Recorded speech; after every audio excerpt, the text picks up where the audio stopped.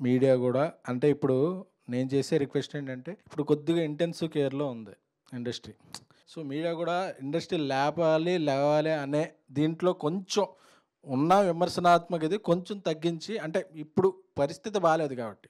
మళ్ళీ బాగుండి బాగా పుష్టిగా తిరుగుతుంటే మనం ఎక్కేయొచ్చు. సో, ఆడియన్స్ అంటే ఆడియన్స్ వస్తే ఇండస్ట్రీ బావుంటది. ఇండస్ట్రీ బావుంటే ఇండస్ట్రీ అనేది ఒక 10 మందికి సంబంధించిన నిర్మాతలదో, 10 మంది హీరోలతో కాదండి. దాని మీద కొన్ని వేల మంది డైరెక్ట్‌గా, కొన్ని లక్షల మంది పరోక్షంగా బావుంటారు కాబట్టి, మనకు గూడా ఎప్పుడు కొంతమంది ఆ టాప్ ప్లేయర్‌నే ట్రోల్ చేసి, ఓకే. మనం ఎవరి మీద ఇది చేసాం అనుకుంటారు. బట్ దాని మీద ఆధారపడి కొన్ని లక్షల మంది ఉంటారు. ప్లస్ ఒక రెవెన్యూ వనరు ఇది. సో, దాన్ని అందరూ బతికించుకోవాల్సిన అవసరం ఉంది.